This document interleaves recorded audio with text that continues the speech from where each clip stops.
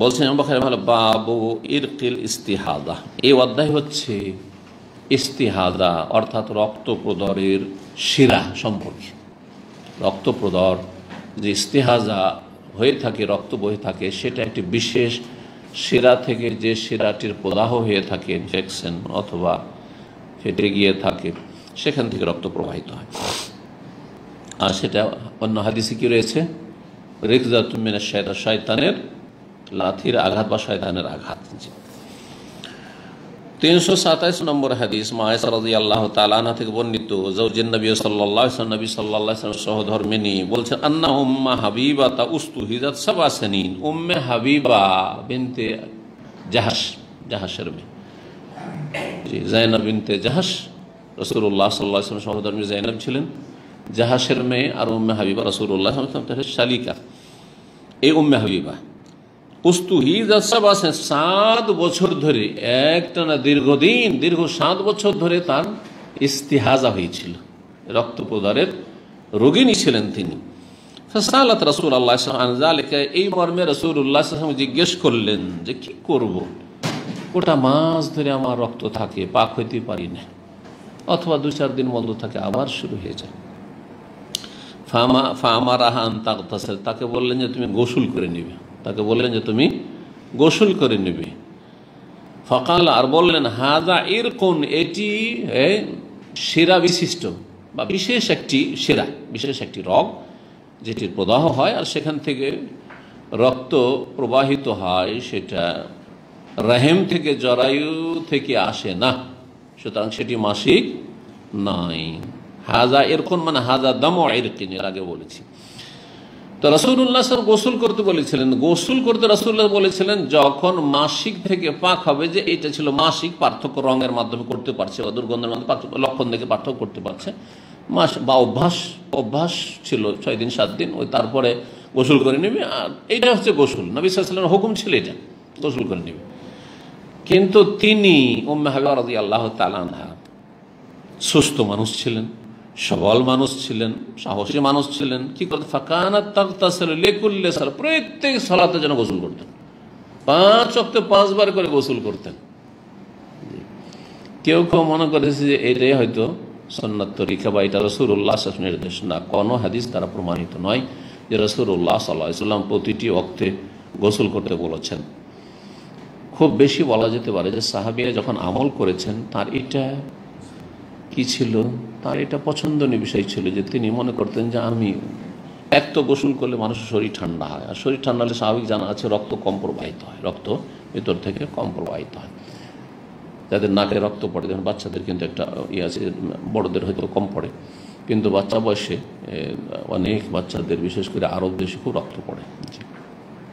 তখন কী করে, ঠান্ডা করে, সে বরফ দিয়ে হোক, ঠান্ডা পানি দিয়ে হোক, ঠান্ডা করতে হয়। ঠান্ডা করলে তখন সেটা থেমে যাবে। যাদের মাজির রোগ আছে, আপনাদেরকে বলি, কারণ প্রবাসীরা তো মিয়া বিবি কথা বলেন, আর কথা বললে তো অধিকাংশ লোকের মাজি নির্গত হয়, তো মাজি নির্গত হয়। অনেক সময় মাজি ভাব হয়ে আছে, আর তারপরে ইস্তিনজা করলেন না, উজু করে চলে গেলেন সালাত পড়তে, আর সালাত অবস্থায় আপনার অবস্থা খারাপ হয়ে গেল। আর সালাত হবে কি, হয় আসলে মাজি বেরিয়ে গেল, আর না হলে শয়তান ওয়াসওয়াসা দিতে শুরু হলে যে তোর বেরিয়ে গেছে, মনে হয় বেরিয়ে গেছে, আপনি পেরেশানি শেষ হতে পারে এগুলো। কিন্তু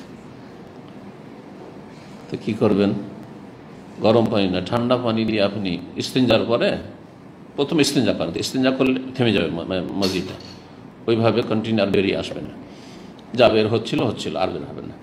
তারপরে যদি একটু বের হয়, তো ঠান্ডা পানি দিলে আর বের হবে না, ঠান্ডা পানি দিলে আরো বেশি কাজ করবে। প্রতি ওয়াক্তে গোসল করতেন, সেটা তার পছন্দনীয় বিষয় ছিল, কিন্তু এটা শরঈ মাসলা নয়। খুব বেশি বলা যেতে পারে যে কেউ যদি 5 বার গোসল করতে পারে, হ্যাঁ, তাহলে আরো ভালো, অধিক পবিত্রতা হলো, রক্ত প্রবাহিত হচ্ছে। যদি এই ইস্তেহাজা অবস্থায় সালাত পড়তে পারবে, বিনা গোসলে কোনো অসুবিধা নেই। আর যদি 2 ওয়াক্ত জমা করে, এর আগে 2 ওয়াক্ত জমা করার মাসলা বলেছি, এইটা মুস্তাহাব, জি এটা মুস্তাহাব, এবং এই ক্ষেত্রে শরীয়তে নির্দেশ রয়েছে, উত্তম নির্দেশ, মুস্তাহাব নির্দেশ, জি শরীয়তের পক্ষ থেকে। সেটা হচ্ছে জোহর আসর একসাথে জমা করে একটা গোসল করবে, মাগরিব এশার জন্য জমা করে একটা গোসল করবে আর ওযু করবে, সালাত পড়বে, ফজরের জন্য একটা গোসল করবে। তারপরেও 2 ওয়াক্ত জমা করে গোসল করা ওয়াজিব নয়। ওয়াজিব হচ্ছে প্রতি ওয়াক্তে ওযু করা, প্রতি ওয়াক্তে ইস্তেহাজা রোগীর জন্য প্রতি ওয়াক্তে ওযু করা। সাধারণ মানুষ, সুস্থ মানুষ এক ওযু দিয়ে আপনি যত পারেন পড়ে নেন। বোঝা গেছে? ইমাম আবু হানিফা রাহিমাহুল্লাহর মতো কিচ্ছা কাহিনী যদি আপনার সম্পর্কে কেউ গড়তে পারে, কারণ তার সম্পর্কে গড়া হয়েছে, তিনি এই কাজ করেননি। 40 বছর এশার ওযুতে ফজর পড়েছেন।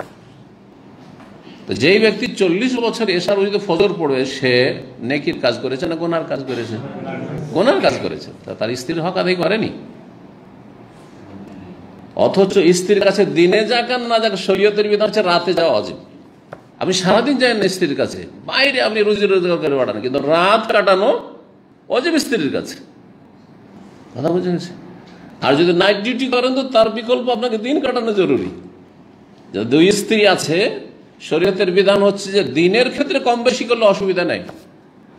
দিনে একজনের কাছে বেশি যাচ্ছেন, আরেকজনের কাছে দিনে যাচ্ছেন না, আল্লাহ ধরবেন না, কিন্তু রাতের ক্ষেত্রে অবশ্যই ভাগ করতে হবে। রাতের ক্ষেত্রে সমান সমান ভাগ করতে হবে, যতক্ষণ পর্যন্ত কেউ তানাজুল না করবে যে আমি আমার হক আমি কাউকে দিয়ে দিলাম। যেমন সৌদা রাদিয়াল্লাহু তাআলা আনহা আয়েশা রাদিয়াল্লাহু তাআলা আনহাকে দিয়ে দিয়েছিল শেষ জমানায়। কি বুঝলেন? এই মশলা জানা ছিল? 2 স্ত্রীওয়ালা লোকই তো নাই, তো আর কি জানা। হ্যাঁ, কিন্তু সবারই শখ আছে, নেই কেউ, কিন্তু সবারই শখ আছে। তো শখের আগে ইমানকে শক্ত করতে হবে। জি, ইমানকে শক্ত করতে হবে। যতগুলি দেখলাম বিয়ে করছে, বিয়ে করার পরে আর আদল ইনসাফ করতে পারছে না, আল্লাহ হেফাজত করে। ওযু প্রত্যেক ওয়াক্তের জন্য ওযু করতে হবে। যেই ব্যক্তির, মহিলার ক্ষেত্রে ধরেন ইস্তেহাজা রোগী সবসময় রক্ত প্রবাহিত হইতে আছে, তাহলে জোহরের ওযুতে আসর চলবে না। 5 ওয়াক্তে 5 বার ওযু করতে হবে। যখন ওয়াক্ত প্রবেশ করবে তখন, ওয়াক্তের আগে থেকে নয়। আবার এটা মশলা অনেকে জানে না। ওয়াক্ত আল্লাহু আকবার আজান হয়েছে বা আজানের টাইম হয়েছে, তারপরে উযু করতে হবে, আগে থেকে উযু করে আছে না। দখুল ওয়াক্ত প্রবেশ করবে, তার মানে তাহলে তো সেটা ওই ওয়াক্তের জন্য উযু হবে। এখন আসরের উযু যদি আসরের আজানের সময় হয়নি তার আগে করেন, তাহলে সেটা আসরের ওয়াক্তের উযু করলেন না জোহরের হইল, ওইটা উযু। চিন্তার বিষয় রয়েছে। এই জন্য এই ক্ষেত্রে সতর্কতা অবলম্বন করা উচিত। ফুকাহারা এইভাবে বলছে। এইরকমই যেসব ভাই অথবা বোনদের পেশাবের সমস্যা আছে, সবসময় পেশাব ফোটা ফোটা পড়তে থাকে অনেকের, এটা পুরুষের হইতে পারে, মহিলারা হইতে পারে, কারো অল্প বয়সে হইতে পারে, কারো আবার বার্ধক্যে গিয়ে হইতে পারে। পেশাব থেকে পাক হইতে পারে না, তাহলে কি করবে? প্রত্যেক ওয়াক্তের জন্য ওযু করবে ইস্তেহাজা রোগীর মতো, ইস্তেহাজা রোগীর মতো। তাহলে প্রত্যেক ওয়াক্তের জন্য ওযু করা ইস্তেহাজা রোগীর জন্য এটা হচ্ছে ওয়াজিব। আর 2 ওয়াক্ত জমা করে গোসল করা এটি হচ্ছে সুন্নাত। আর যদি তার বেশি কেউ পারে আর হাবিব রাদিয়াল্লাহু তাআলা আনহার মতো আমল করে, তাহলে ভালো কথা, ভালো, আরো ভালো।